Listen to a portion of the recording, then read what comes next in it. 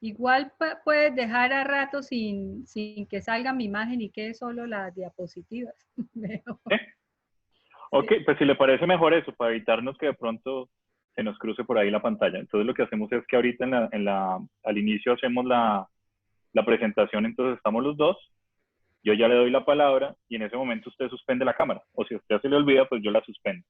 Solo que si usted la suspende es mejor porque cuando usted quiera regresar, usted misma le da clic y la habilita. En cambio, si yo la Ah, suspendo y bueno. usted quiere de pronto regresar, entonces se nos vuelve el rollo de la habilitación y no sé qué. ¿Qué le parece? Ah, bueno. Sí, sí, o sea, para aprenderla a ratos. Ok, entonces listo. Vamos a arrancar. Ya voy a habilitar la transmisión. Ok, Denme un segundo y le confirmo cuando estemos al aire. ok.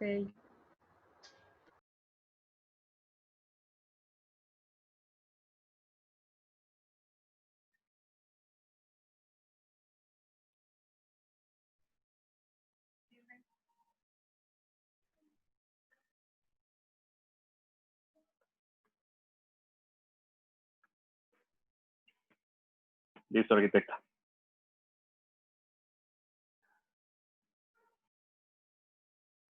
Bueno, buenas tardes a todos. Buenas tardes, arquitecta. Bienvenida. Hoy nos acompaña la arquitecta Karine Porter Rivera. Vamos a hablar acerca de la vivienda incremental 3.0, hábitat para los más pobres. Les agradecemos mucho a todos los que nos están acompañando, a la arquitecta por su espacio, por darnos esta oportunidad y compartir con nosotros todo su conocimiento con respecto a este tema de la vivienda.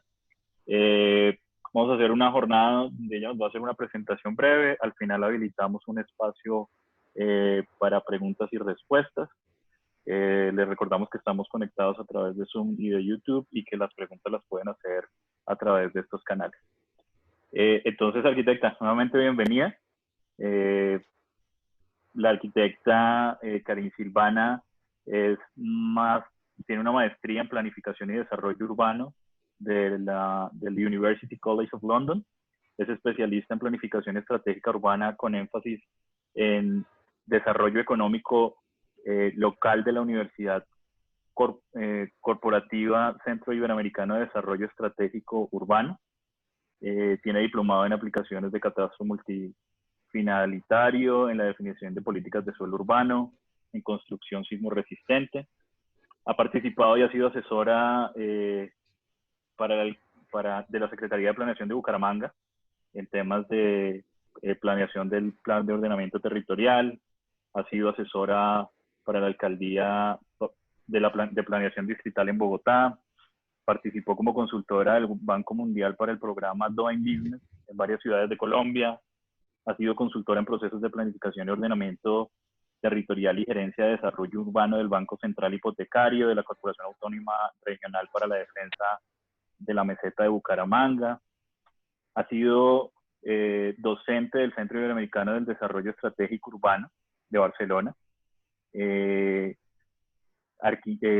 También ha sido docente de la Facultad de Arquitectura de la Universidad Santo Tomás y es socia y representante legal de la firma Idónea Consultoría, con la cual pues ha venido desempeñando labores de consultoría urbana, diseño y construcción y manejo de imagen espacial, corporativo y arquitectura interior desde 1987 a la fecha. Entonces, sin más preámbulo, arquitecta, le doy paso a su presentación. Es un gusto tenerla y adelante. Muchas gracias. Bueno, muchas gracias Felipe, muchas gracias a la Sociedad Colombiana de Arquitectos por esta invitación y al arquitecto Alfredo Reyes y a todos los integrantes de la Junta Directiva de la Sociedad de Arquitectos. Para mí es un honor poder estar en este espacio y poder dirigirme a ustedes para compartir esas inquietudes que han surgido sobre el tema de la vivienda para los sectores de menores ingresos de la población. Y básicamente lo que quiero con esta presentación es abrir un debate, es poner a pensar a mucha gente alrededor del tema y alrededor del compromiso que tenemos como sociedad de garantizar la vivienda, la salud, el bienestar y, en fin, la calidad de vida de todos los pobladores. voy a compartir la pantalla para iniciar la presentación. Muchas gracias a ustedes por estar acá en este espacio.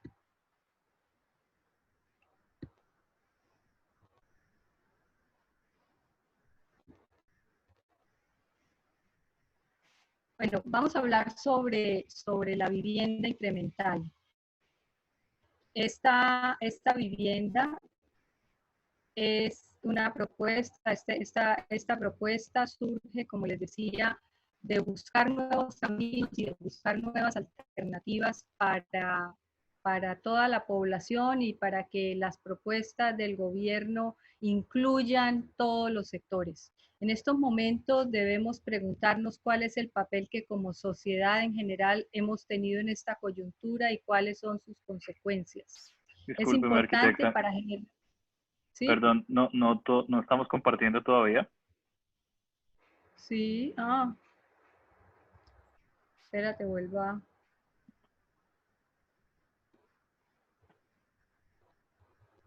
Bueno, quedó la playa. Ahora sí, ahora sí. Ahora sí, bueno, perfecto. Gracias. Muchas gracias, Felipe.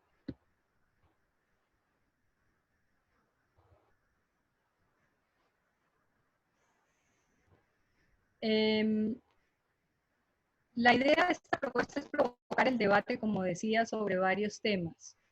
Saskia Sassen decía que no es la agudeza del virus, sino que la culpa es nuestra porque hemos generado la crisis perfecta para que este virus avance como lo ha hecho, a partir de la situación de la explotación generalizada de tierra, de aguas y de hábitat. Entonces, es fundamental que pensemos que la vivienda es una infraestructura de atención básica. Es también una mercancía y un derecho, pero es fundamental que la miremos como el elemento central para garantizar en estas épocas de crisis que todos podamos cumplir con los aislamientos, tener una vida adecuada y podamos responder adecuadamente como integrantes de la sociedad. Para esto surge la oportunidad de trascender la concepción de la vivienda adecuada hacia un nuevo paradigma, en el que la vivienda sea el elemento central del desarrollo sostenible para no dejar a nadie atrás. Es necesario identificar y ubicar a la población más vulnerable y conocer cuál es el estado de su hábitat y de sus viviendas, pero sobre todo es importante actuar rápido.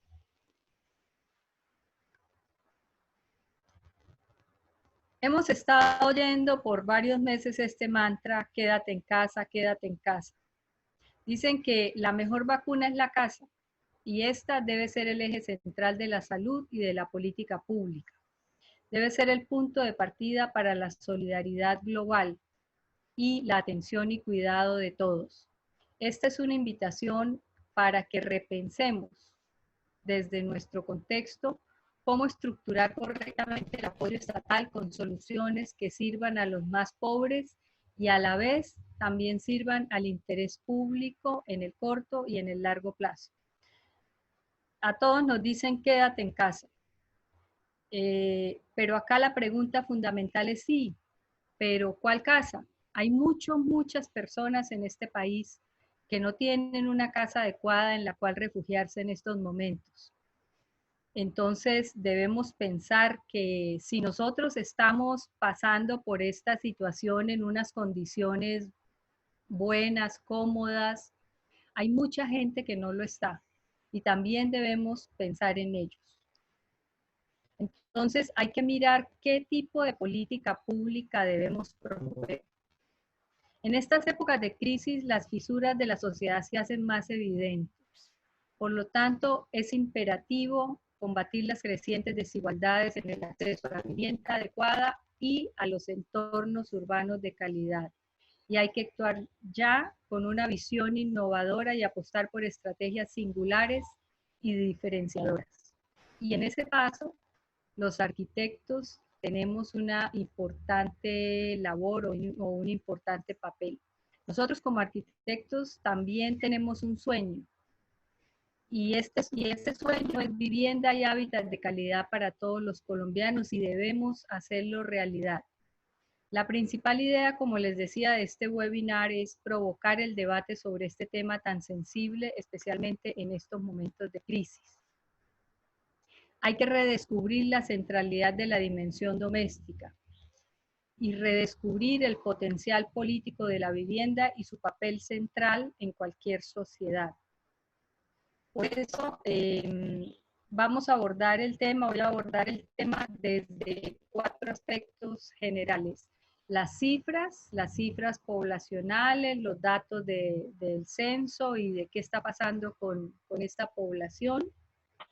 La pregunta sobre si tenemos hábitat y si tenemos vivienda de calidad, una propuesta que hemos denominado el Nautilus y unas conclusiones generales o llamar la atención sobre ciertos temas importantes.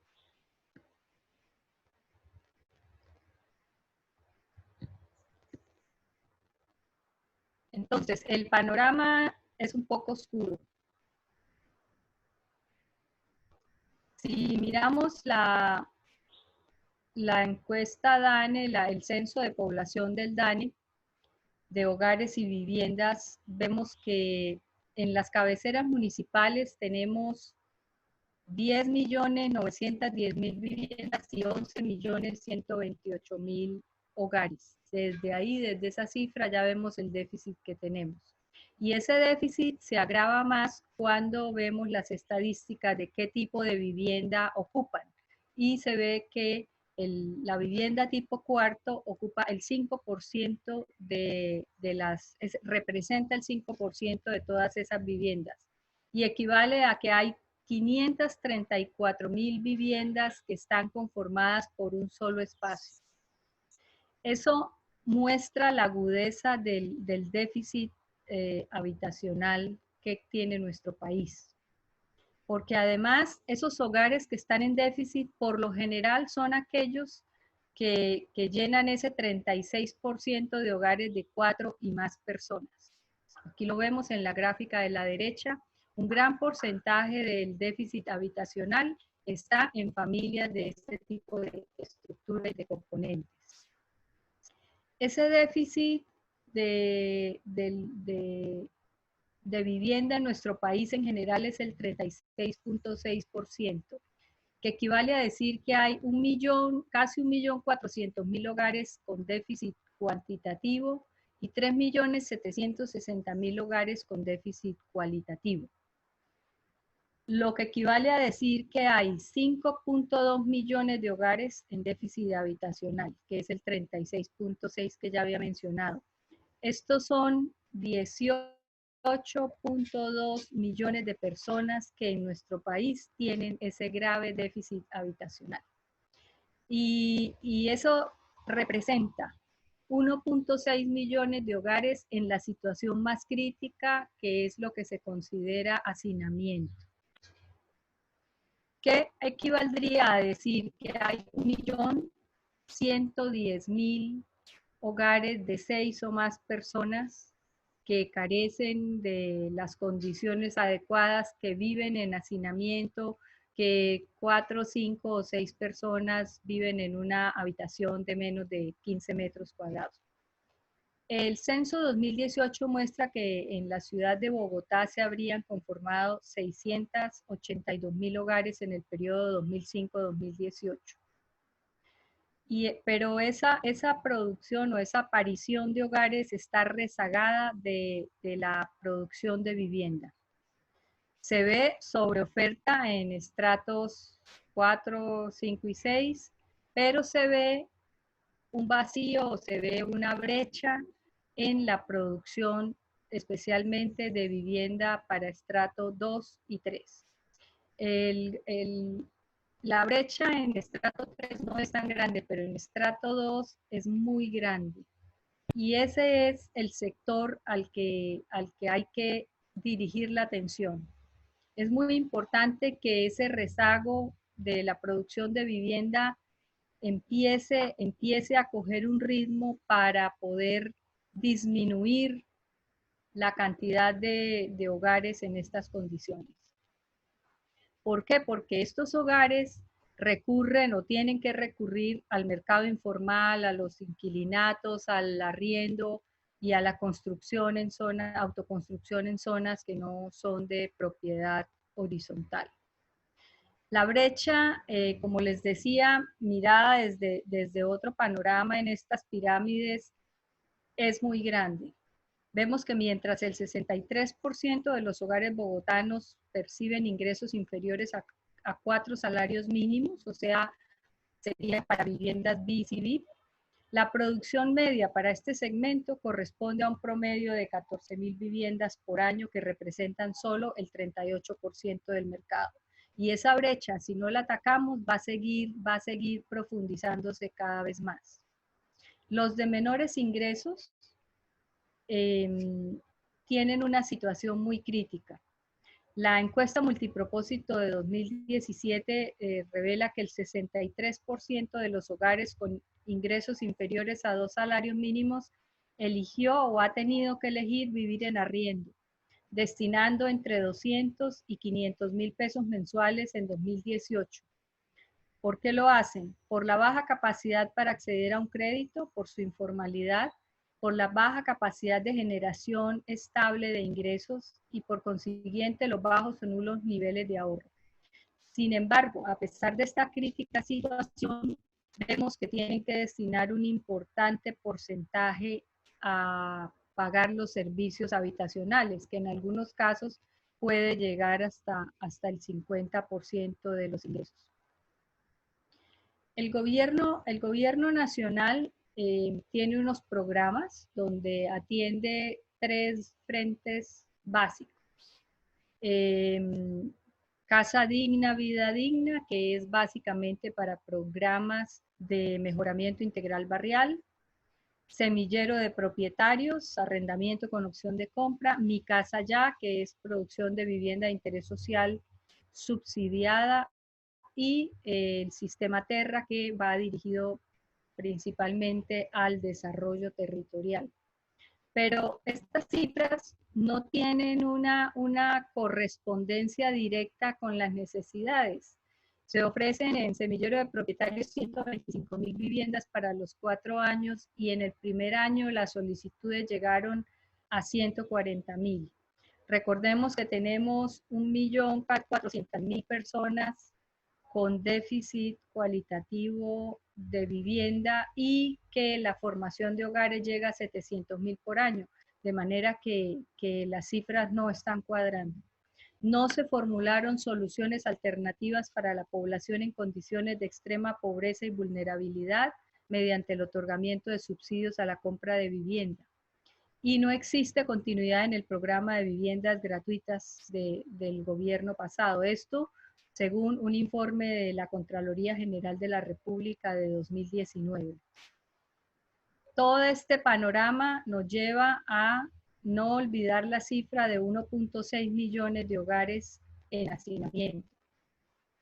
En ese momento el gobierno ha anunciado 200.000 viviendas, subsidios para vivienda, perdón, de los cuales 100.000 están dirigidos a este programa de Mi Casa Ya. Pero por las condiciones en que se ofrecen y las condiciones exigidas, sabemos que las familias de menores ingresos a 2 salarios mínimos que no están bancarizadas no tienen oportunidad de llegar a estos programas. Y de ahí pasemos a mirar un poco cuál es la situación actual.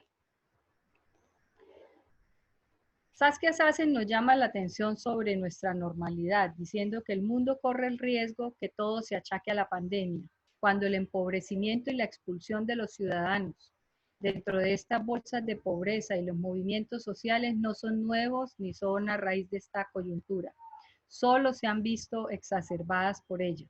En esta foto se observa la terrible situación de expulsión, ciudades donde la precariedad urbana alcanza el 35% de sus habitantes. Y nos lleva a que no hay que mirar muy lejos para darse cuenta que las ciudades en las que vivimos están llenas de infraviviendas. Nos hemos acostumbrado a mirar estas escenas, estos escenarios como algo habitual. ¿Esto es un hábitat? Nos preguntamos. Por eso es necesario impulsar la transformación institucional que permita mejoras institucionales y estructurales, tanto en vivienda como en salud. Yo pienso que hay que cambiar o introducir modificaciones a la política urbana hacia ciudades más saludables y entornos de calidad. Esto no puede ser una casa y sin embargo lo es para tantos millones de familias, ni esta puede ser una cocina. ¿Qué ciudad estamos construyendo? Con estas ciudades que hemos creado en las últimas décadas es pertinente recordar lo que Joan Clos habló en Hábitat 3 y dijo, la ciudad debe ser la causa y no la consecuencia del desarrollo, porque con una buena ciudad traemos prosperidad. Ahora, como podemos ver en las imágenes, encontramos ejemplos buenos y ejemplos no tan buenos. Hay de todo. Se han creado urbanizaciones en zonas muy apartadas de la ciudad real, que finalmente son solo un poco de casas que no tienen urbanismo o tienen un urbanismo muy precario y que ocasionan una gran cantidad de problemas a las personas que las habitan. ¿Por qué? Porque a lo público, al espacio público, a las redes de infraestructura, al sistema vial, nadie le invierte, solamente el Estado. Entonces, quedan así abandonadas y cada vez lo que está haciendo, lo que está pasando es que se está formalizando esta precariedad en las ciudades. Por otra parte, vemos que los barrios necesitan dejar atrás las rejas, la privatización de antejardines, esos corredores donde el habitante pierde su identidad y su conexión con el lugar y con los vecinos. Creo que los barrios, especialmente los de conjuntos cerrados, deben ser reinventados. En estos temas es interesante el proyecto de Ciudad Isla que en estos días presentó la Universidad Nacional en cabeza de Ramón Bermúdez y otros arquitectos que están haciendo para Bogotá unas propuestas muy interesantes que les recomiendo a todos revisar. Ciudad Isla. Ellos están tratando de ver cómo se pueden interrumpir esos corredores de rejas que lo que hacen es crear mayor inseguridad hacia afuera e incluso hacia adentro y ver cómo crear mejor espacio público y espacios construidos de transición entre lo público y lo privado. ¿Cuántos barrios hoy son solo un grupo de casas o de edificios sin urbanismo de calidad? Mientras tanto, el Estado se ha convertido en un simple facilitador y ha dejado todo en manos del mercado o del sector privado. No interviene en la tierra ni la vivienda y mucho menos su articulación. Permiten la especulación y retención de la tierra y la entrega de unas viviendas muy pequeñitas donde buena parte de su valor se va en los costos del suelo y en los costos financieros. ¿Y cómo son esas viviendas que se están ofreciendo? Al interior de estas urbanizaciones, pasemos a mirar cuáles son las posibilidades de las viviendas BCB para futuro. Pues en esta coyuntura y en las que están por venir, debemos pensar en la casa como vacuna y a su vez como activador económico, fuente de ahorro y centro de inversión. En 2011, Alex Pérez, en su artículo La calidad del hábitat para BIS, dice: entre los aspectos más relevantes se identifica la falta de exploración, tanto desde el punto de vista del diseño como de las soluciones técnico-constructivas. Las alternativas propuestas no incorporan soluciones flexibles, como la opción para el crecimiento y la adaptabilidad de los espacios. Se observa una pobre imagen estética y acabados que no facilitan su mantenimiento. Y observamos además que por la misma normativa, las viviendas de espacios muy pequeños, de 42 metros o incluso las que tuvimos de 35 metros, se fraccionan demasiado para poder cumplir con la sala, cocina, comedor, baños, alcobas, etcétera. Y lo hacen con unos materiales, con unos pocos acabados que no permiten a las familias que viven allí o que van a vivir allí hacerlo en unas condiciones de calidad. No obstante, hay alternativas buenas y se ven en todas partes. Por ejemplo, estas viviendas de interés prioritario para ahorradores tienen una composición espacial que ya con buenos acabados las familias pueden tener un hábitat de buena calidad. De manera que es imperativo que las VIP o las viviendas de interés prioritario e incluso las de interés social sean desmercantilizadas a partir de una decidida intervención del Estado. Para las VIP yo creo que hay que sacarlas de la lógica del mercado capitalista y ofrecer otras alternativas para poder hacerlas realidad, porque si no vamos a estar siempre en un círculo vicioso. Ahora, para contextualizar nuestras propuestas es importante entender la naturaleza misma del habitar, del construir y del vivir de las comunidades de menores ingresos. ¿Cómo es que se construye esa ciudad informal? Veámoslo.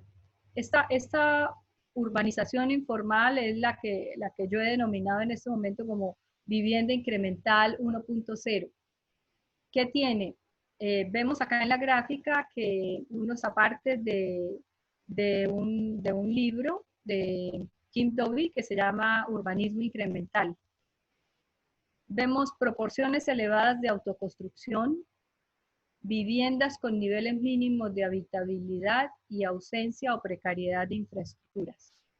Y Dovey dice, si bien la informalidad urbana a menudo surge en condiciones de pobreza, también es un medio de adaptación a esa pobreza existente. En la microescala, informal significa gradual, tanto en la escala de diseño como en su construcción y adaptación. Son procesos adaptados en el tiempo a la capacidad de expansión y al flujo de capital que tienen estas personas. Porque la vivienda se convierte en el principal atractivo y en esta la expansión y la mejora son sus valores reales. ¿Cómo ha sido la urbanización informal como para tener una perspectiva en el tiempo? En los 60, la estrategia de sustitución de importaciones falla y aumenta el desempleo y la crisis social, de manera que el modelo se cambia, se promueve la autoconstrucción y empieza a retirarse el Estado de esas obligaciones históricas de proveer vivienda a los menos favorecidos. Por esta época, John Turner, este inglés, desafió la visión predominante de las ocupaciones ilegales como algo que había que eliminar y reconoció el potencial de la autoconstrucción. Promovió el concepto de vivienda de autoayuda como un enfoque alternativo a esa coyuntura, que incluía los conceptos de lotes con servicios y núcleos básicos.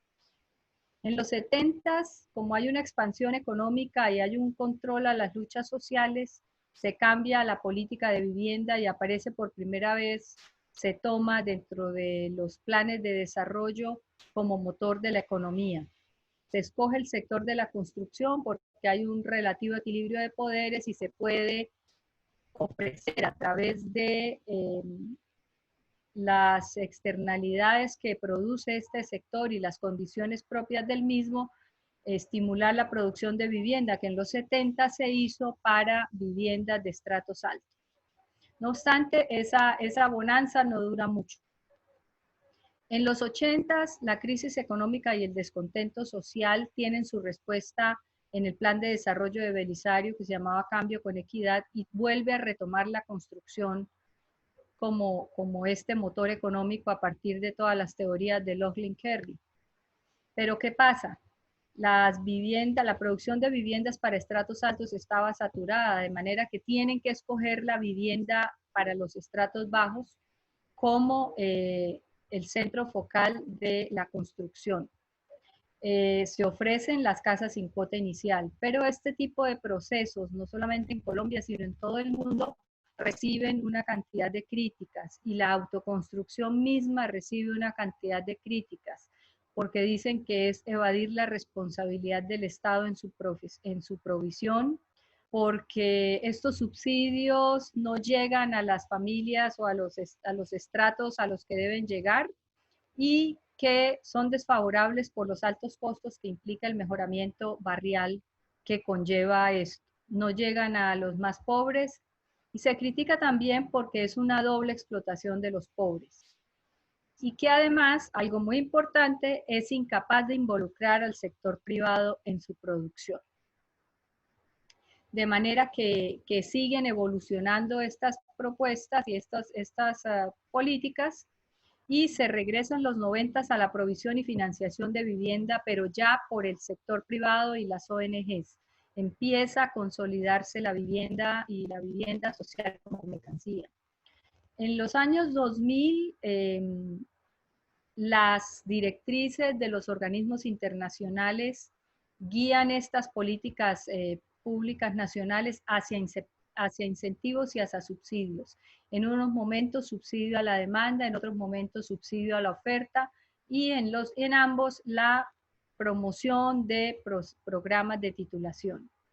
Y así hemos venido hasta la época actual. Sin embargo, en 2016, en el Hábitat 3 de Quito, hay un llamado a un desarrollo urbano más social, participativo y centrado a las personas. De todas maneras, a pesar de estos llamados urgentes, se ve que son unas políticas de muy débil implementación. Son más retórica que la realidad para su implementación. Veamos cómo es ese crecimiento formal de las ciudades. Entre el año 2000 y el 2017, más de 900 municipios incrementaron su población urbana y en estos, más del 50% del crecimiento fue de origen informal. Este crecimiento informal se da de dos formas. Primero, ocupación informal de terreno, de zonas que son de poco valor, periféricas o de zonas de riesgo.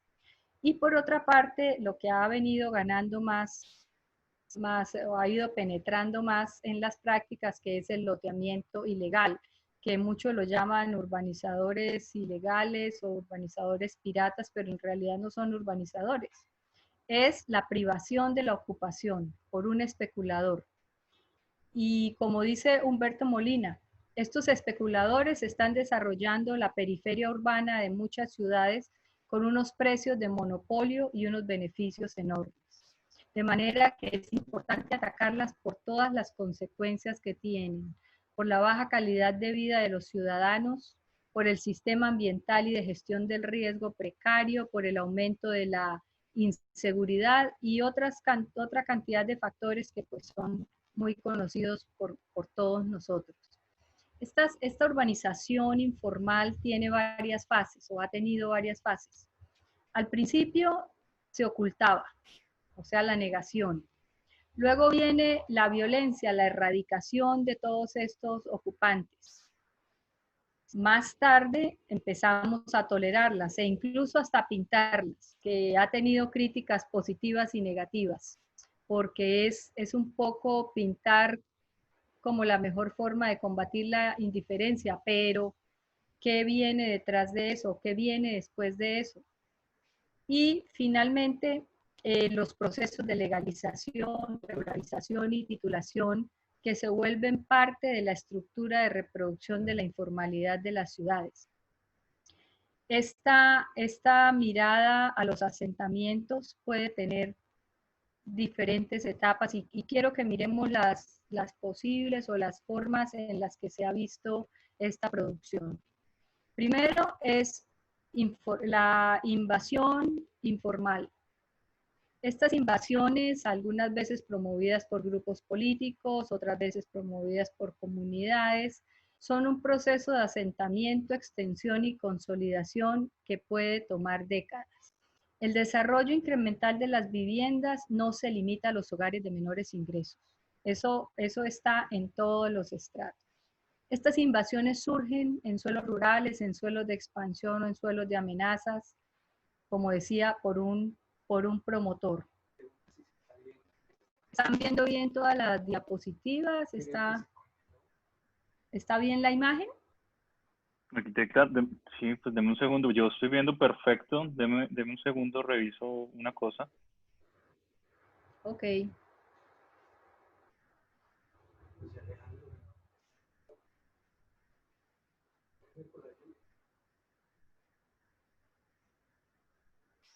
Bueno, está lloviendo por acá en Bucaramanga, entonces creo que tenemos A ver, difíciles la condiciones. diapositiva que estoy visualizando es informal privado, dice subdivisiones Correcto, piratas.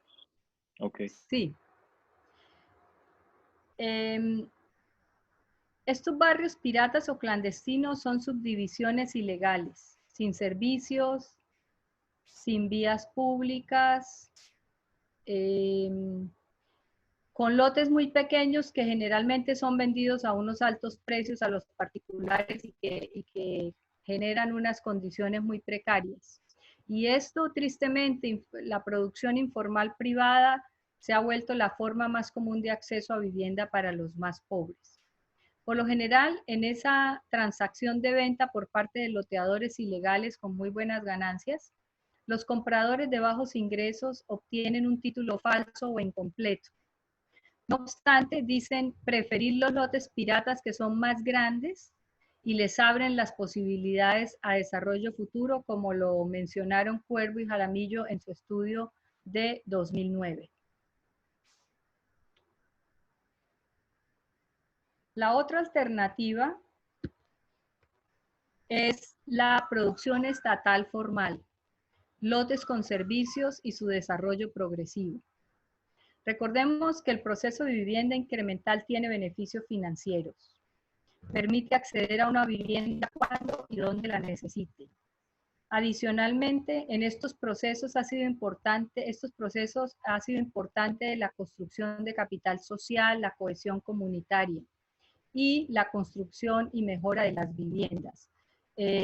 Algunos programas como estos eran erradicación de tuburios que hizo el ICT entre el 59 y la década del 60, programas de venta de lotes más asistencia técnica, así como barrios de casas inconclusas. En ese tiempo, el ICT se destinaba o se dedicaba a la solución de vivienda para las familias de menores ingresos y el BCH lo hacía para vivienda de interés social en proyectos que fueron muy innovadores en su tiempo, como las Torres del Parque, Nueva Santa Fe, Ciudad Salitre. Pero estos lotes con servicios pasan de moda en poco tiempo, entre otras razones porque la tierra era barata, pero aislada de los centros de empleo. Los servicios y redes sociales, además aislada de los servicios y de las redes sociales urbanas, razón por la que se fueron dejando de lado.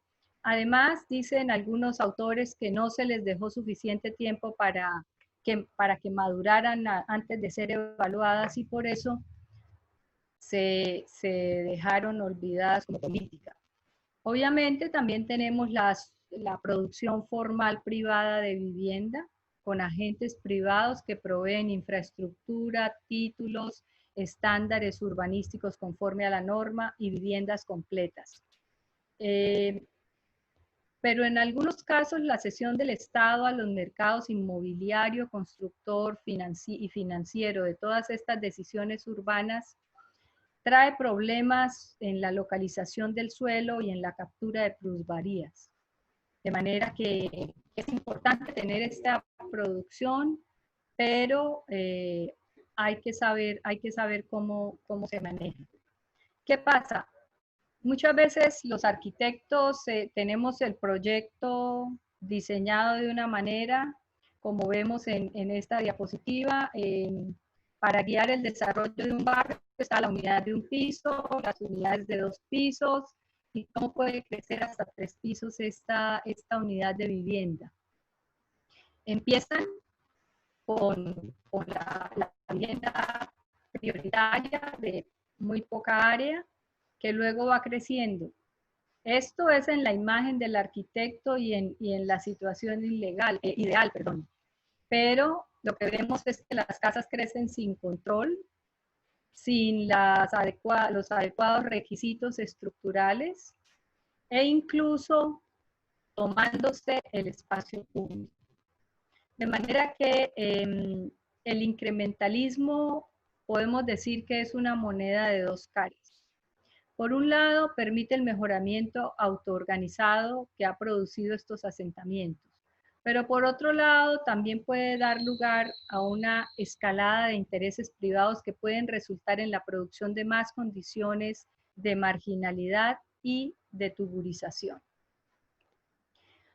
También hay que mirar con esa lógica incremental cómo se puede hacer urbanización formal. Esto es un ejemplo de la ciudad de Chile, promovido por Elemental, dirigido por Alejandro Aravena, donde a través de procesos de vivienda incremental se obtienen beneficios financieros al permitir que las familias de menores recursos puedan acceder a una vivienda en condiciones adecuadas. Esto se hizo en Chile a raíz de unos procesos de presión social y de eventos naturales catastróficos que impulsaron a promover este tipo de viviendas. ¿Cuáles son esas condiciones? Una buena localización, introducen el espacio colectivo, dicen que lo mejor es crear agrupaciones entre 25 y 30 familias que ayudan a cuidar tanto el espacio público como el espacio privado y donde las decisiones son compartidas, de manera que no se produce invasión del espacio público y se crea más comunidad. Este tipo de urbanización, que lo llaman con ADN de clase media, significa que son viviendas con áreas suficientes para que tenga una familia todos los espacios que necesita y para que el potencial de la vivienda no quede hipotecado por la escasez. Estos diseños son fuente abierta para que los mercados y los gobiernos se muevan en esta dirección y lo apropien.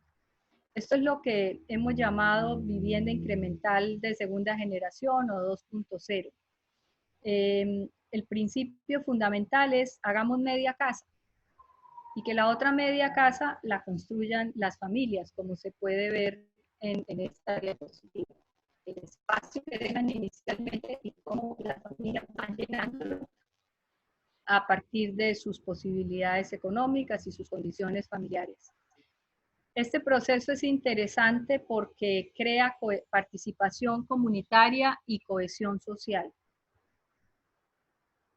No solo desde el principio para saber cómo son las viviendas o cómo se deben diseñar, sino durante el proceso de construcción y asesoramiento posterior también.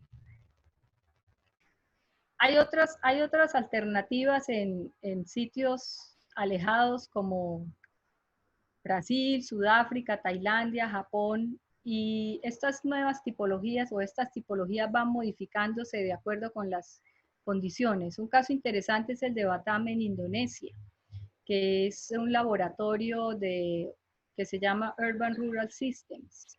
Es una casa expandible como respuesta a esos rápidos procesos de urbanización que ha tenido esta isla.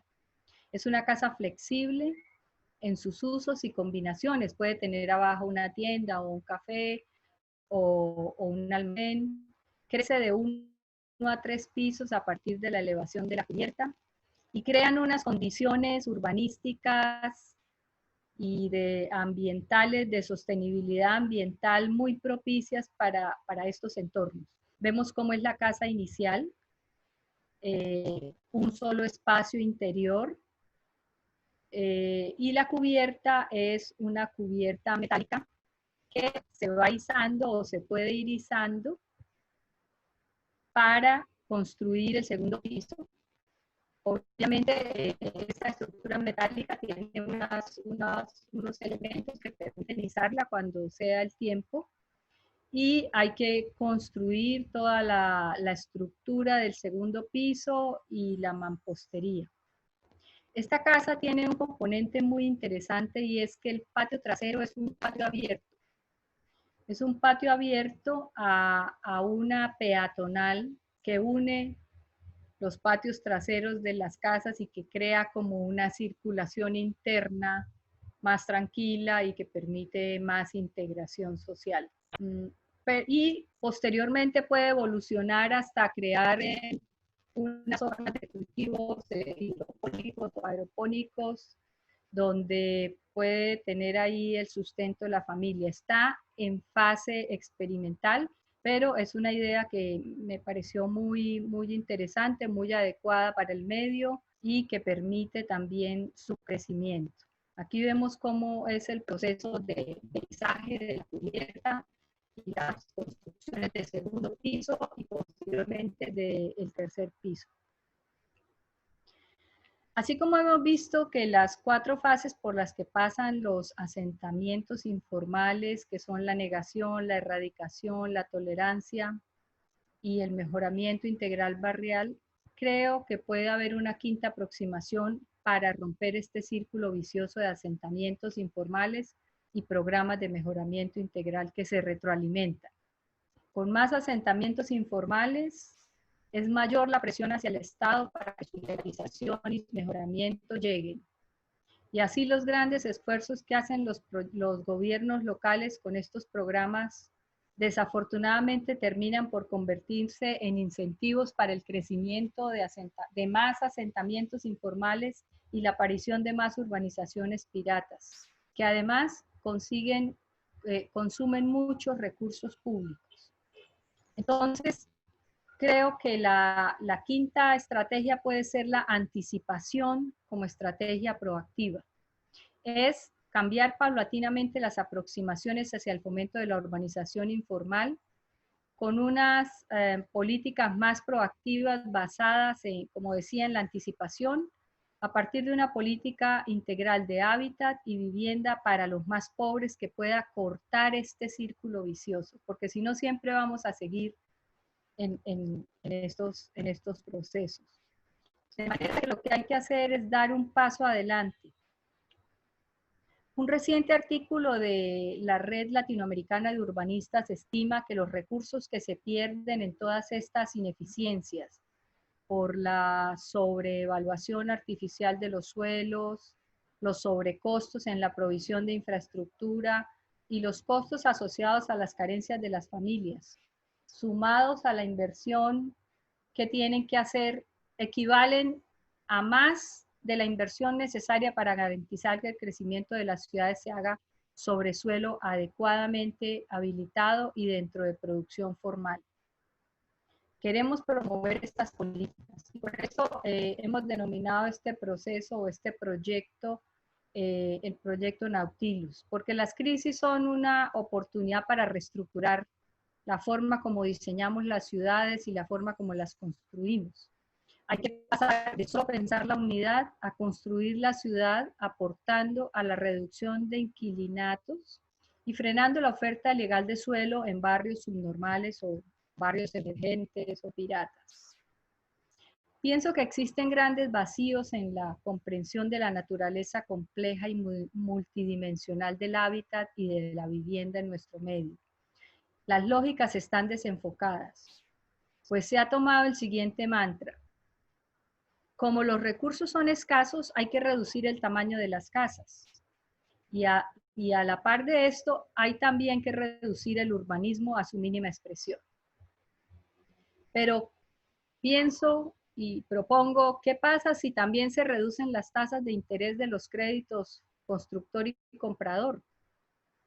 Eso sería mejor y debemos pensar en alternativas porque el área de la vivienda ha pasado de los 70 de 120 metros cuadrados a 35, que fue su época más crítica en el 2004, 2006, y ahora subió o está subiendo hacia 42 metros.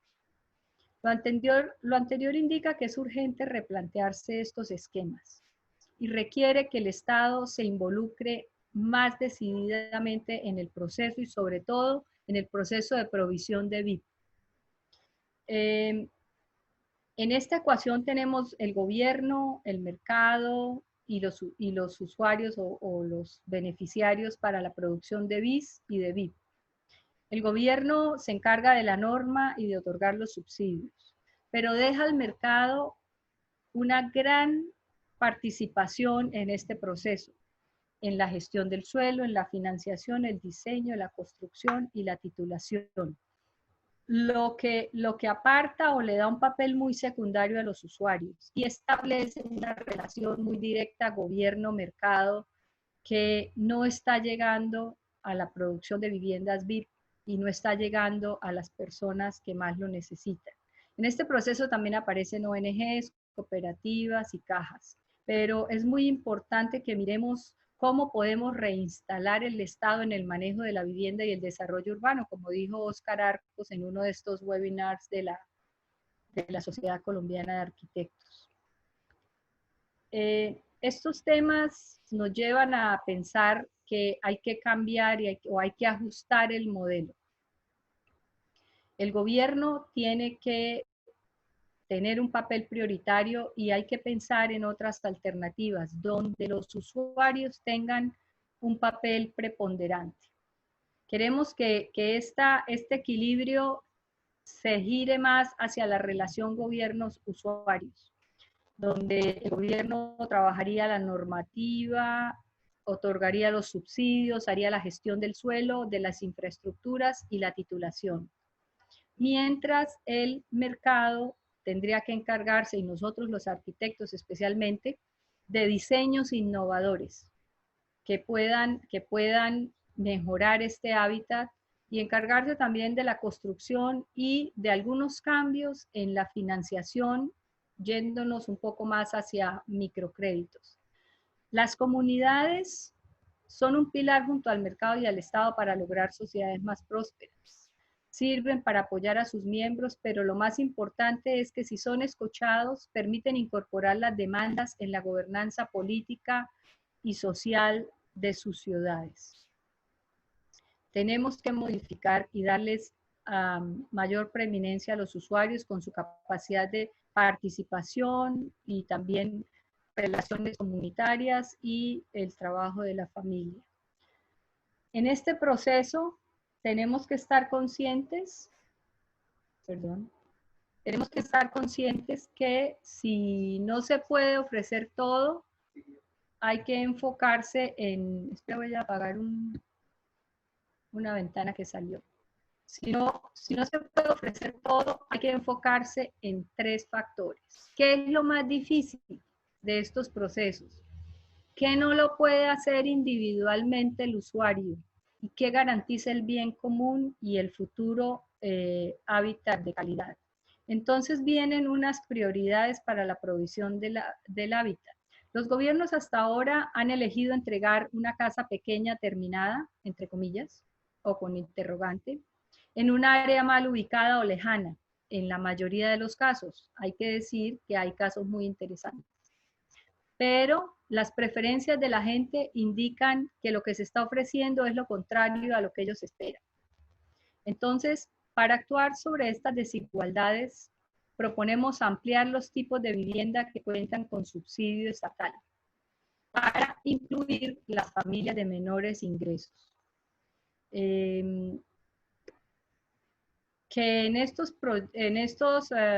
proyectos, en estas propuestas del ministerio, podamos tener comunidades de vivienda incremental y se le pueda dar paso a unos sistemas innovadores de microcréditos, de manera que se puedan promover estas reformas sistémicas para que permitan un mayor acceso a una vivienda digna, con variedad de soluciones que respondan a las demandas, apoyadas por servicios financieros alternativos como la banca ética, el comercio justo y en este caso la posibilidad de microcréditos que están más en concordancia con las lógicas y posibilidades económicas de los grupos sociales de menores ingresos.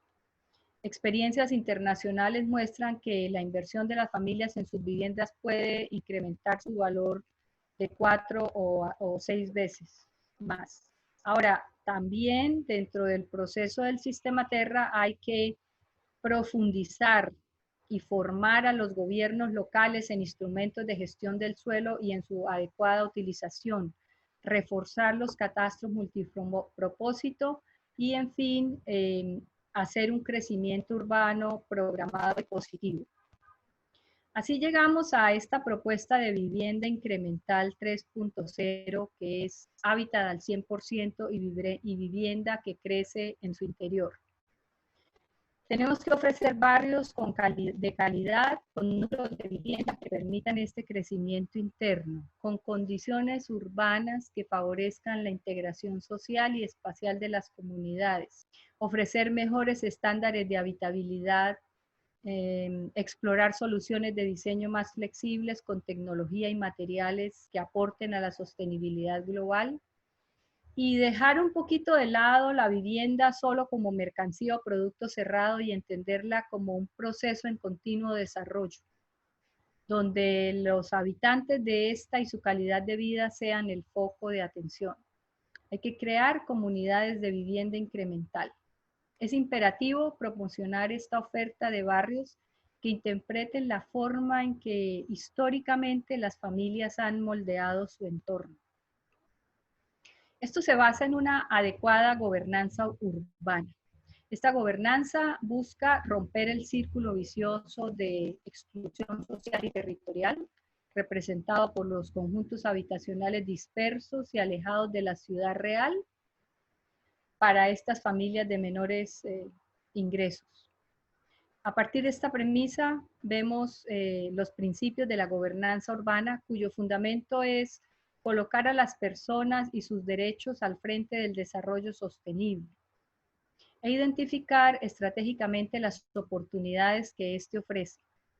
El crecimiento sostenible con intervenciones regenerativas y metabolismo circular, la inclusión de los grupos más vulnerables, estableciendo o creando confianza mutua y transparencia, la proximidad a los servicios urbanos, a los equipamientos, las centralidades, las fuentes de empleo, reforzar esa necesaria relación ciudad, comunidad y vivienda, y trabajar también ubicación, precio y título.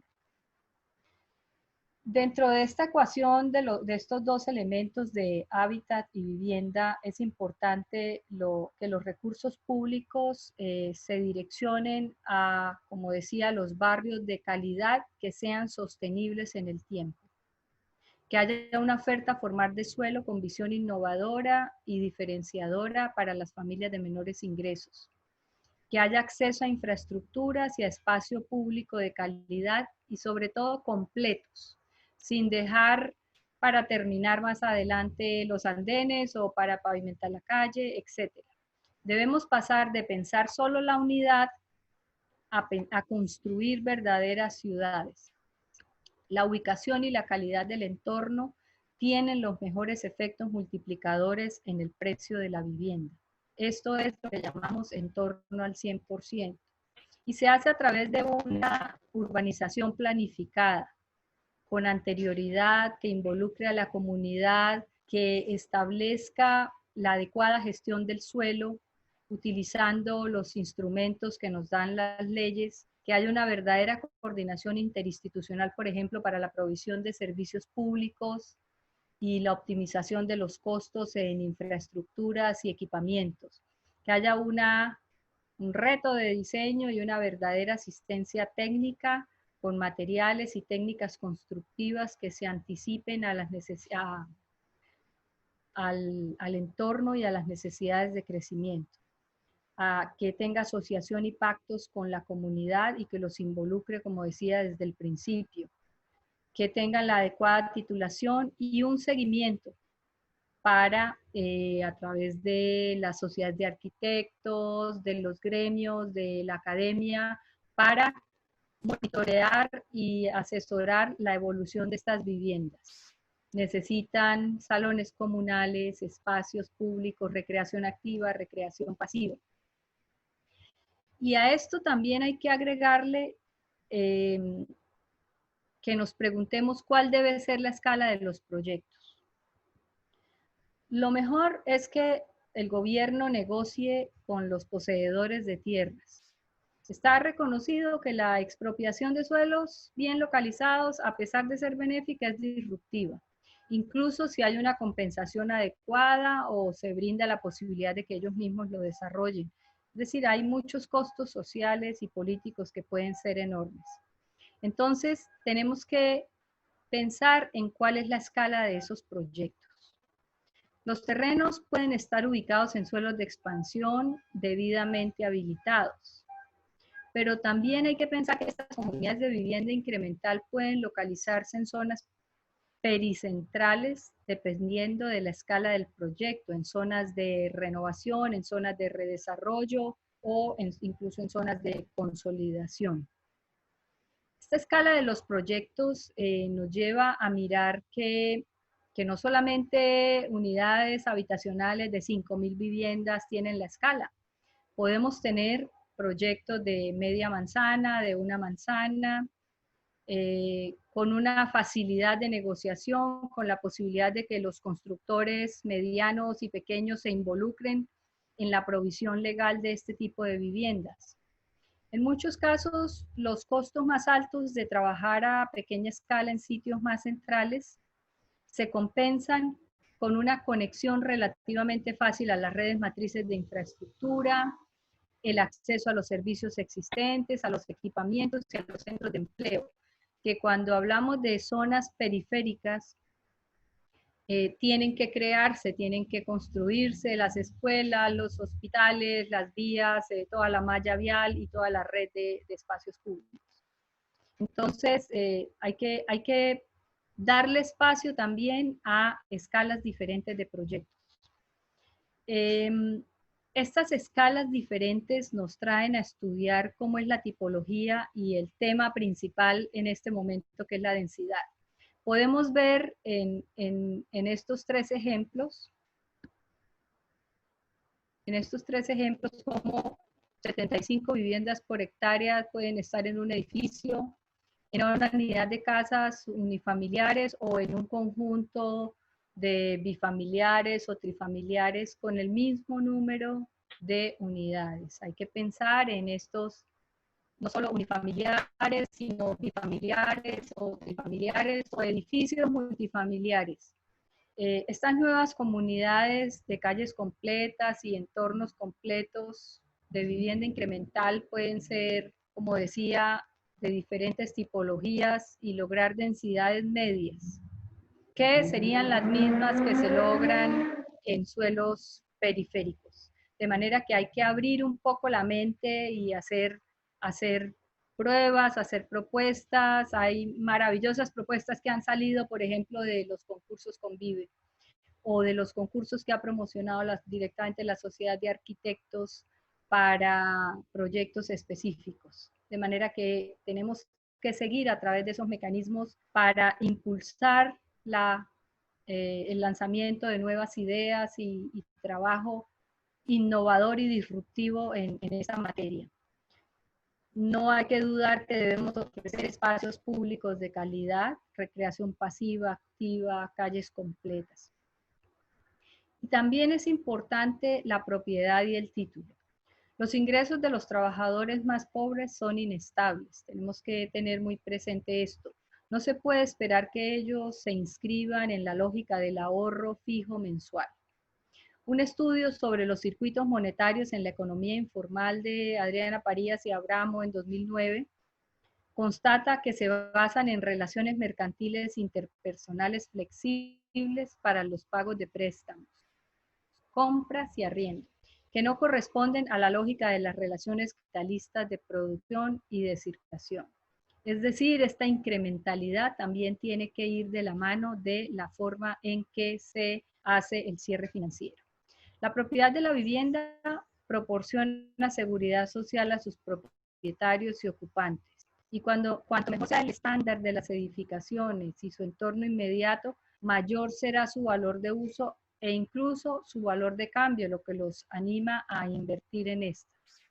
Quiero traer o mencionar un interesante trabajo que está haciendo Clemencia Scalloni y Diego Velandia con su equipo del Observatorio de Vivienda de la Universidad de los Andes, donde han estado haciendo evaluación, seguimiento e impulso a las mejoras en las agrupaciones de vivienda. Han analizado, como vemos, urbanizaciones existentes, tradicionales, Pablo VI, etc.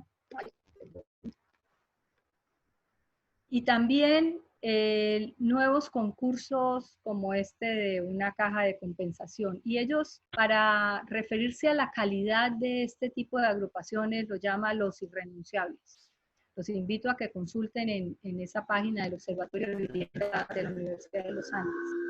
Y tienen unos elementos como la mezcla de usos, las condiciones mínimas de habitabilidad, que haya bordes urbanos activos, que no haya tantas rejas y muros cerrados, que haya calidad en los espacios públicos y que haya zonas para actividades comunales, para actividades productivas, además de que la vivienda sea flexible y diversa. En estos análisis del desempeño de los diferentes ejemplos, vemos que se puede llegar a unos altos estándares como del 81% del cumplimiento de estas metas. Para esto, después de hablar del hábitat, del espacio público, tenemos una vivienda con solo un proceso cerrado.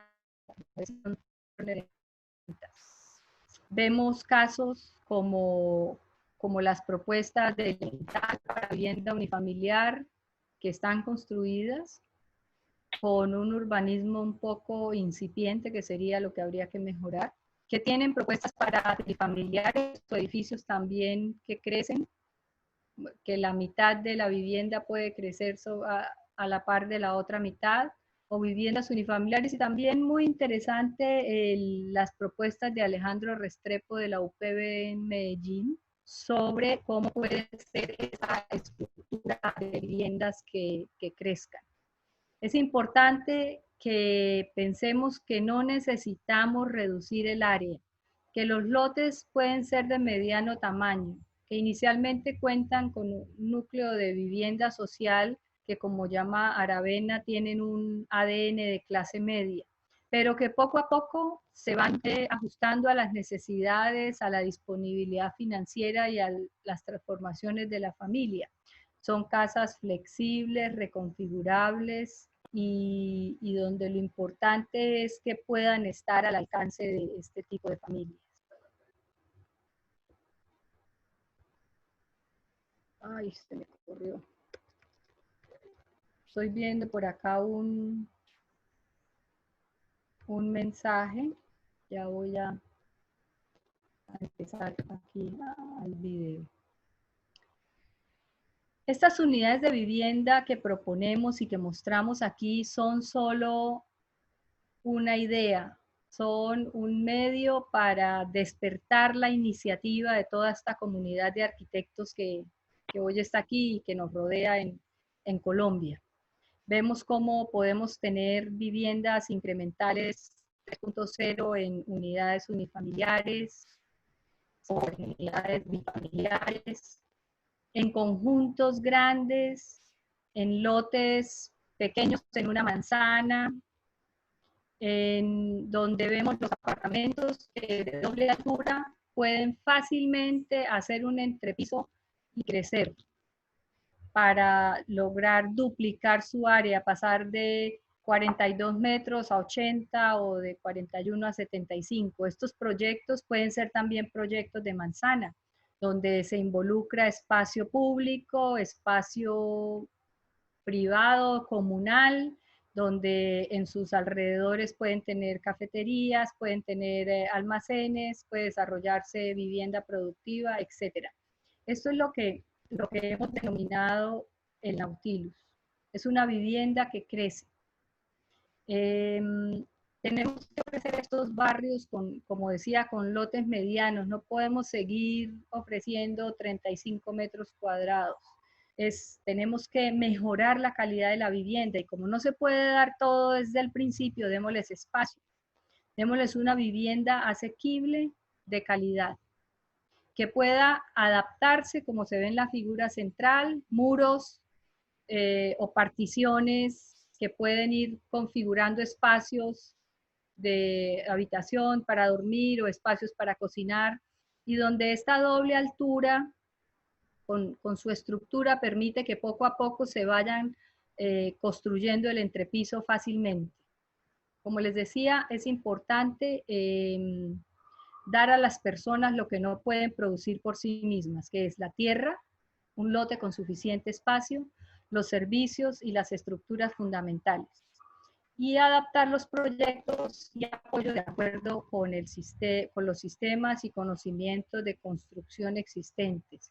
Preguntar a las personas sobre sus preferencias y que los buenos diseños salgan de una fuerte participación de la comunidad para poder conectar oferta y demanda.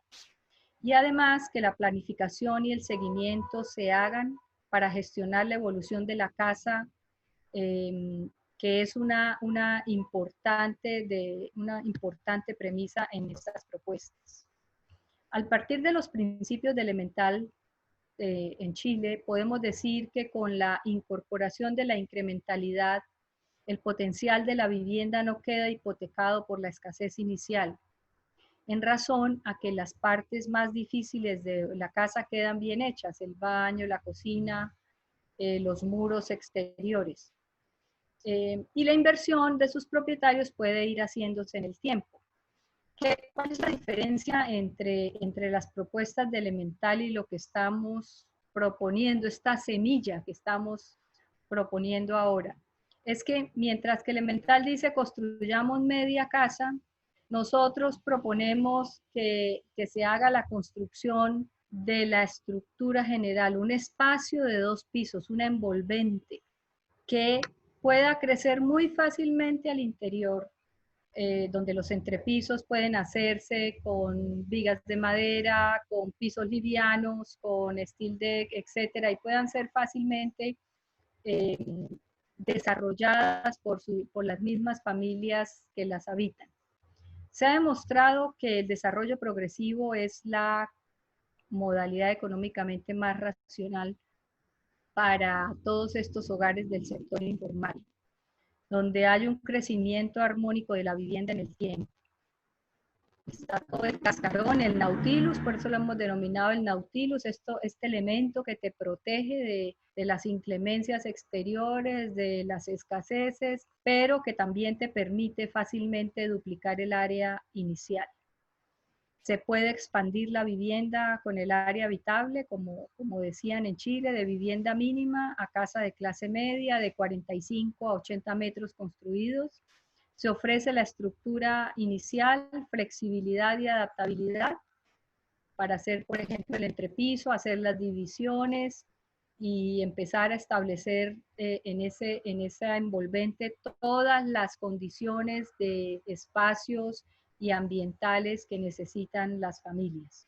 Esto es un ejemplo para mostrar cómo la casa inicialmente tiene doble altura, pero después se hace el entrepiso y se duplican las áreas, se puede hacer fácilmente las escaleras y así las viviendas se van construyendo poco a poco.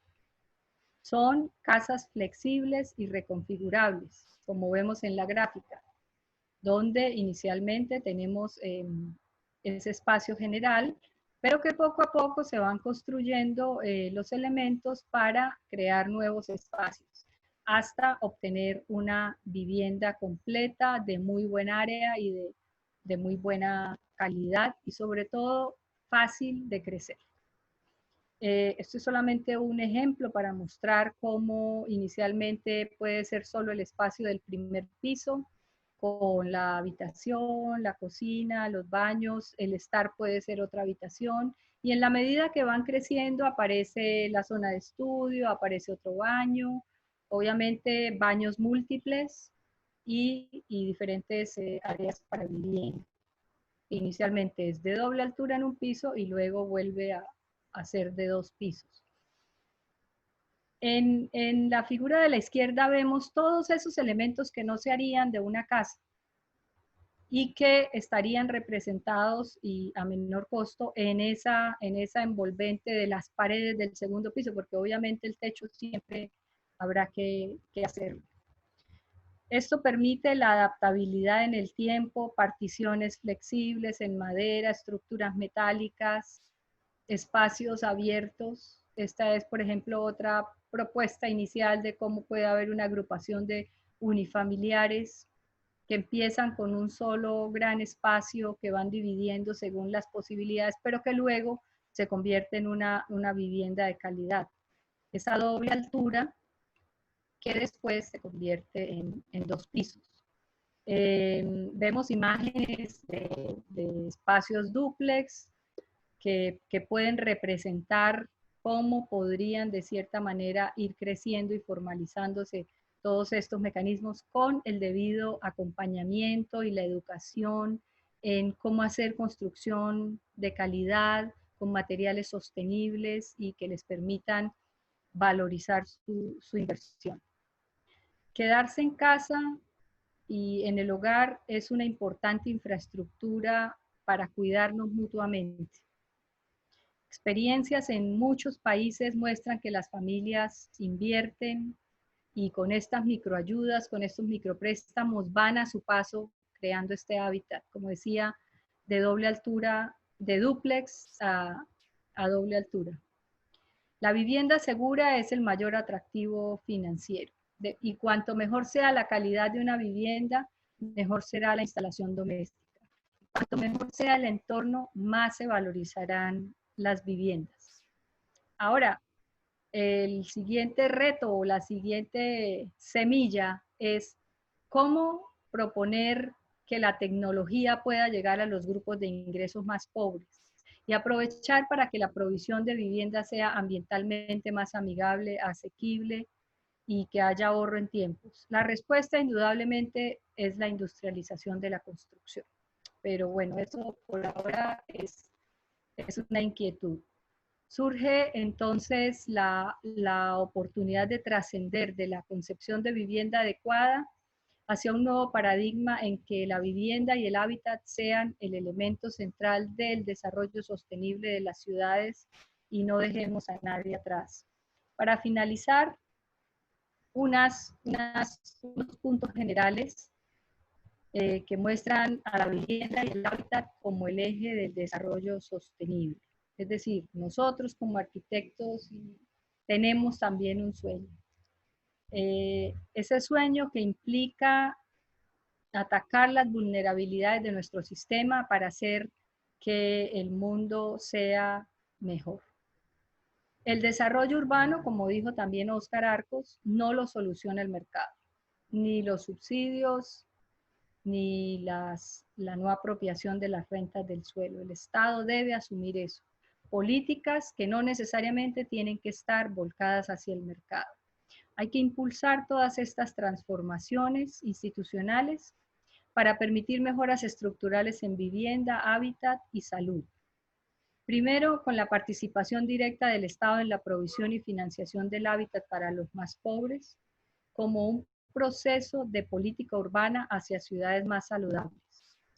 Una oferta formal de suelo bien localizado para combatir las urbanizaciones informales, evitando posteriores y más costosos procesos de mejoramiento integral barrial y gestión de zonas de riesgo.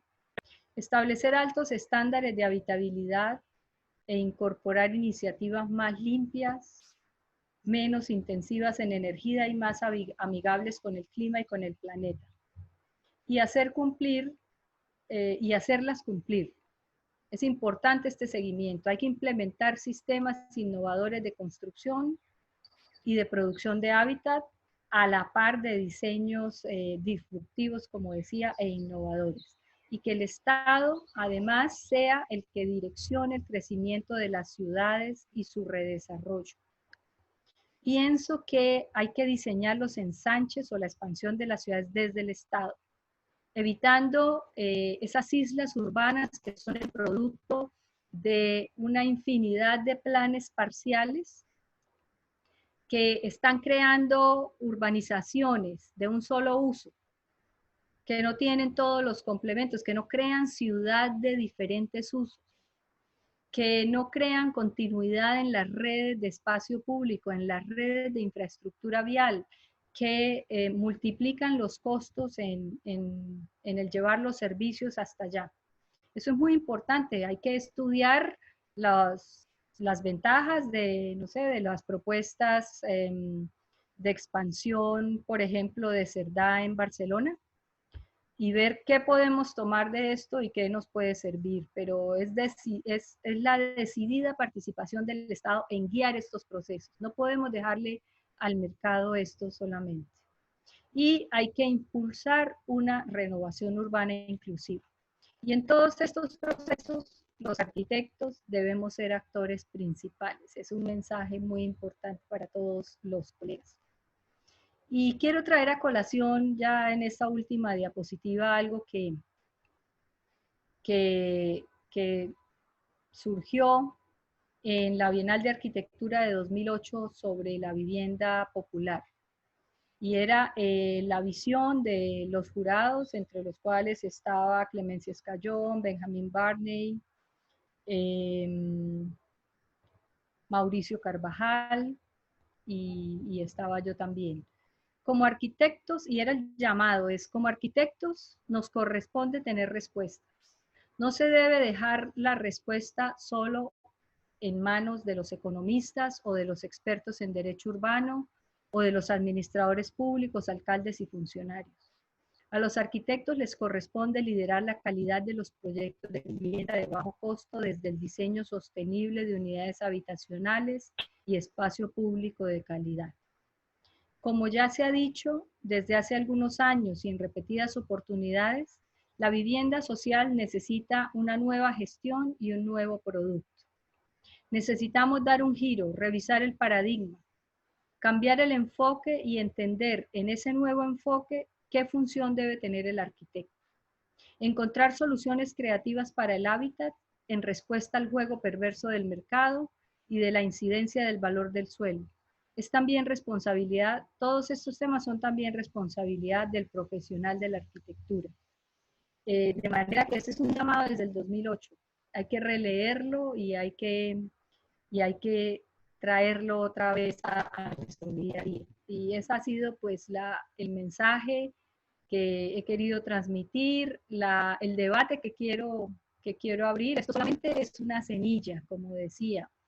Surge a raíz de sentir que estamos nosotros, algunos, en una situación donde podemos aceptar la norma de confinamiento, pero hay muchos que no pueden hacerlo y tenemos la responsabilidad social, como sociedad, como comunidad, de darles todas las alternativas. Muchas gracias. Arquitecta, muchas gracias. Si me lo permite, voy a compartirle algunas preguntas que nos han hecho para ver si usted nos ayuda a darle respuesta. Claro. Juan Pablo Delgado León nos comenta que en una entrevista con Juan Manuel Gómez, director de diseño de Constructora Colpatria, pues él expresaba sentirse muy orgulloso de ser la segunda constructora en Colombia en hacer vivienda de 42 metros cuadrados para el Estado. Entonces Juan Pablo nos dice cómo romper ese círculo vicioso donde el Estado le deja la responsabilidad a las constructoras para hacer ciudades isla y hacer edificios que son ratoneras en altura. Bueno, Juan Pablo y todos, creo que darle la oportunidad a nuevas tipologías de vivienda, especialmente para los más pobres, es todo lo que he estado conversando en esta charla. Yo sé que hay caminos, que las grandes constructoras, limitadas por la escasez de recursos, por sus estructuras administrativas, por las estructuras financieras de las cuales también ellos dependen, a no ser que sean los banqueros también, están muy limitados. Y además tenemos un problema, y es que cuando el Estado establece unas normas mínimas, el mercado se limita a cumplirlas. Y esa es otra crítica. Podemos decir, hace falta nuevos estándares de habitabilidad, hace falta nuevos estándares de dimensionamiento. Todas las viviendas y todos los espacios deben tener adecuada ventilación, adecuada iluminación, debemos ofrecerle más área, porque es que confinarlos a 42 metros en muchos casos es contraproducente. Obviamente el sector privado y el mercado tiene muchos nichos para trabajar. Tiene las familias de mayores a 4 salarios mínimos, tiene la vivienda para estratos medios, la vivienda para estratos altos, pero ellos también deben aceptar ese reto de mejorar su producción. Y ahí el Estado, insisto, en que juega un papel fundamental. Yo he estado en las dos orillas y pienso que la actuación de los funcionarios públicos es fundamental en cómo se guíe, cómo se exija calidad y cómo se promueva que se hagan cosas buenas. Gracias, arquitecta. Lady desde Perú nos dice que, o nos pregunta mejor, que si cree para un adecuado acceso a la vivienda también debería haber políticas para la protección del suelo. Sí, es muy interesante y el suelo es uno de los factores fundamentales.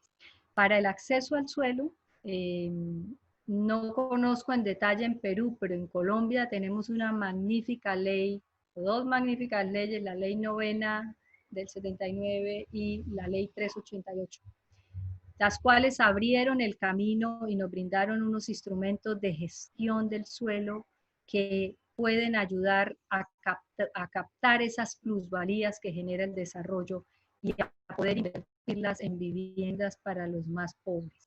En eso no solamente tenemos alternativas como el anuncio de proyecto, la declaratoria de utilidad pública, la expropiación por vía administrativa o judicial, la declaratoria de desarrollo y construcción prioritaria, sino también tenemos los instrumentos de planificación, los planificadores. Ahora en este momento en que hay muchos municipios trabajando los planes de ordenamiento territorial de segunda generación, es fundamental la calificación de terrenos para vivienda de interés social y vivienda de interés prioritario, donde, por ejemplo, como en Bucaramanga, en muchas de estas zonas la edificabilidad es muy baja, la edificabilidad es la edificabilidad básica, y con esto puede adquirirse el terreno sin dar tanto, alimentar tanto las expectativas o la especulación de los propietarios, porque como sabemos, eso se hace a avalúo comercial corporativo y la tierra vale por lo que se puede hacer encima. Entonces, con unas edificabilidades muy reguladas, podemos lograr zonas donde el Estado entre a hacer la oferta por estos terrenos o, en dado caso extremo, la expropiación.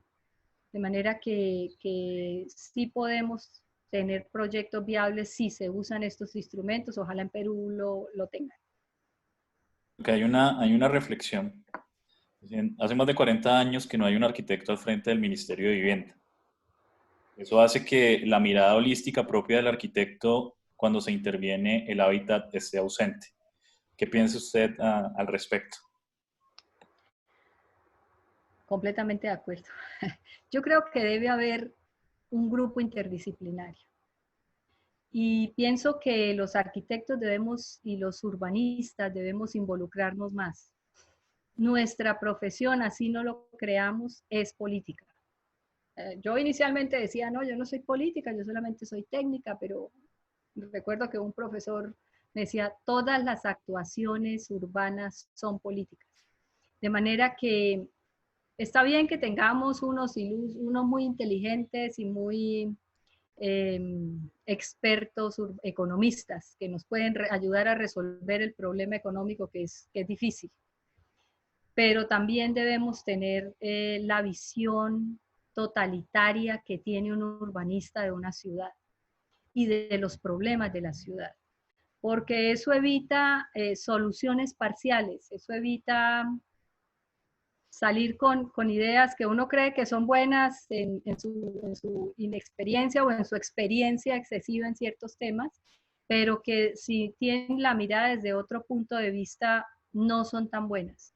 Esa es una ventaja del urbanismo y también pues de la arquitectura, y es que tenemos que mirar, darle una mirada total a cada problema, no solamente el aspecto económico, sino el ambiental, las dimensiones, los aspectos bioclimáticos y también los cierres financieros. De eso pues toca ir poco a poco aprendiendo, pero sí hace falta en cargos directivos esa visión de la totalidad.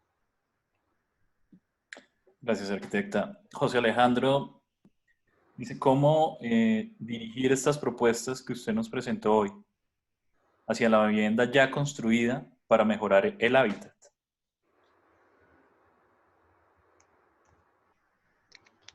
Bueno, hacia la vivienda ya construida para los sectores de menores ingresos es importante la asistencia técnica. Y ahí nuestro gremio, pues lo he repetido muchas veces, juega un papel fundamental. La asistencia técnica para que no se hagan esas construcciones que ponen en peligro a la familia, al transeúnte, a las viviendas que lo rodean y que inciden en incrementar el riesgo de muchos territorios. Entonces, primero, la parte técnica. Segundo, el involucrar a las comunidades en estos procesos de aprendizaje de cómo deben hacer su plan terraza, de cómo deben construir mejor, de cómo deben entender las estructuras para poder hacerlas de una manera más segura. Y también hacer un manejo de acopio de materiales, un manejo comunitario para facilitar el acceso a materiales a estas familias. Vi que en México y en Colombia también hay una cementera que tiene unos programas donde financia con unos microcréditos los materiales para que las personas puedan ir mejorando estas viviendas, pero sobre todo calidad técnica, tenemos que difundirla para que se hagan mejores ciudades. Y por otro lado, es la insistencia en que el mejoramiento integral barrial cuesta 3 y 4 veces. Entonces hay que romper ese círculo, hay que hacer las cosas bien desde el principio. Y luego cuando la ciudad ya coge el ritmo de ir creciendo formalmente, ofreciendo vivienda para todos los grupos sociales, seguir por otra parte atacando los procesos informales, irles haciendo legalización, inclusión dentro del perímetro urbano, titulación y regularización urbanística. Arquitecta, al principio de la sesión, usted nos mostraba datos del censo, temas de déficit cuantitativo y cualitativo, y también nos habló en algunos momentos de esos procesos de cómo llegar a la comunidad para generar, digamos, un producto, entendiendo de la vivienda como un producto que satisfaga sus necesidades integralmente. En ese sentido, el arquitecto Tocala, presidente de la SCA Regional Santander, nos pregunta si es confiable la data socioeconómica para que un constructor aborde un proyecto BIS o BIP, o debe hacerse un proceso adicional con los beneficiarios. Sí, es una pregunta interesante porque explorando los datos del censo uno encuentra que dependiendo de la fecha del informe las cifras todas van cambiando, o diría van evolucionando. Recordemos que es 1.600.000 hogares en estado de hacinamiento y que hay que atacarlos. Y en el mundo son 1.600 millones en estado de hacinamiento. Entonces, para el desarrollo de un proyecto, yo pienso que hay que partir de los datos oficiales. Hay que consultar los censos, pero también hay que hacer estos censos y estas encuestas directamente con las comunidades afectadas o con las comunidades involucradas, porque ellos son los que nos van a dar la respuesta más importante sobre qué necesitan y qué quieren. Entonces hay que combinar las dos cosas. Muchas gracias, arquitecta. Ya las últimas dos preguntas para que usted descanse. Claro, no, encantada. El señor Juan de Vargas hace la siguiente afirmación. Dice, arquitecta, los POT nos limitan a los constructores la variedad de diseño. No sé si es claro. Los POT le limita al constructor la variedad de diseño. ¿Está usted de acuerdo con Bueno, eso? no estoy de acuerdo. Pienso que el plan de ordenamiento es un marco que rige las actuaciones y como norma urbanística habla de mínimos o máximos según el caso, pero nunca limita las posibilidades de diseño, porque yo pienso que la creatividad tiene que responder al reto que le plantean las normas. Y se lo digo a todo el mundo, es, si usted es buen arquitecto, hace un proyecto con la norma. Nunca le va a faltar un metro para el patio, ni va a salir el balcón proyectado, la cantidad de metros que no se necesita. Yo pienso que la norma es simplemente una guía, pero ¿qué pasa? Es importante que todos estudiemos a fondo las normas. No solamente consultemos el capítulo de, qué voladizo voy a tener, o esperemos que las curadurías urbanas en su concepto de norma urbanística nos digan las normas generales. Debemos hacer un estudio y una crítica también de las normas. El plan de ordenamiento es como decía, una columna estructural que debe ser reglamentado y que con todas esas propuestas de diseño podemos armar proyectos excelentes. Es que miremos cualquier concurso, miremos las propuestas que se hacen de los concursos de arquitectura que organiza la Sociedad de Arquitectos y que debe organizar para el Estado la Sociedad de Arquitectos. Salen unas propuestas buenísimas, con la misma norma todas. Puede salir una propuesta mala o puede salir una propuesta excelente. Yo pienso que la norma lo que nos da son instrumentos o herramientas para trabajar y que la debemos conocer primero que todo y segundo, cumplir. Ese es nuestro reto. Muchas gracias, arquitecto. Ay, perdón. A partir de eso había otra cosa que yo quería dejar para que todos pensáramos. Solamente una vivienda podría tener, como hasta ahora en la mayoría de normas en Colombia, patio posterior. He visto soluciones magníficas en otras partes donde el patio es interior. Y hay, por ejemplo, habitaciones en el lindero posterior que miran hacia ese patio interior.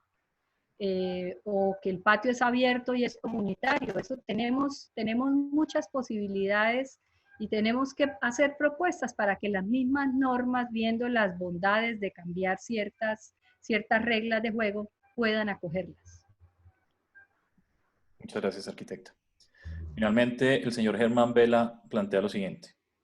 La dificultad de proponer viviendas en predios de mayor área significa una menor oferta de unidades de vivienda en un área disponible de área urbanizable. ¿Qué argumento puede dar frente a esta expectativa perversa en contravía de la calidad de vivienda de desarrollo progresivo? Bueno, a Germán yo le digo que el manejo de la densidad también es un reto. Ya vimos en una diapositiva cómo puede uno tener 75 viviendas unifamiliares o un edificio solamente. Y en estas propuestas, por eso llamo la atención a que volvamos a bifamiliares o a trifamiliares, que serían edificios de 5 o 6 pisos, en este caso de viviendas o apartamentos de doble altura. Pienso que es más cómo la diversidad y la escala del proyecto brinda esas posibilidades. No necesariamente tenemos que hacer todos los barrios de 2.000 viviendas. Podemos hacer desarrollos pequeños. Con la escala y con el manejo adecuado de la escala podemos ofrecer diferentes densidades. Perfecto, arquitecta, muchas gracias. Pues fue una sesión donde usted nos hizo reflexionar sobre un tema que yo creo que independientemente de ser o no arquitectos, de estar en el sector de la construcción o no, de ser agentes del Estado que estemos involucrados con el tema, pues es un tema puntual y de interés para todos. Esta pandemia, si algo hizo, fue hacer reflexionar a las personas sobre su espacio donde están, y esa es la vivienda. Usted muy bien lo decía, la casa es el resguardo por naturaleza, y muchos empezamos a preguntarnos si de verdad estamos en espacios dignos, cómodos, que generen confort, y muchos tenemos el privilegio de poder decir que sí, pero muchos más tienen todas estas necesidades sobre las cuales usted nos hacía reflexionar. Entonces le agradezco mucho, gracias a todas las personas que nos acompañaron. Por ahí tuvimos un par de problemas técnicos pero creo que lo solucionamos en el camino. Muy generoso usted compartir con nosotros su tiempo. Los invitamos a seguir pendientes de nuestras sesiones. Muy seguramente este tema de vivienda tendrá mucho de parte de la SCA que ofrecer, así que los esperamos para que estén conectados a través de nuestra página web, donde publicamos a diario todo este tipo de conferencias, que no es más sino el ejercicio de generar conocimiento y de generar reflexiones en torno a temas que nos interesan desde la profesión como tal, pero también como entes activos de la comunidad. Muchas gracias, arquitecta. Bueno, no, muchas gracias a ti, Felipe, por todas esas gestiones, a la Sociedad de Arquitectos por permitirme este espacio para exponer estas ideas y a todos y cada uno de los que han estado en este conversatorio. Los invito a que reflexionen sobre el tema, a que hagan aportes por este mismo medio, incluso para que de verdad podamos llegar con estas semillitas, con este granito de arena al gobierno nacional y a la práctica privada también de la provisión de vivienda y poder contribuir en algo a que todas las personas tengan una vivienda digna, una vivienda adecuada, una vivienda que pueda crecer con, con sus posibilidades y con sus familias. Muchas gracias a todos y muchas gracias a ti y a la Sociedad de Arquitectos. Un Gracias, abrazo. arquitecta. Que esté muy bien. Adiós.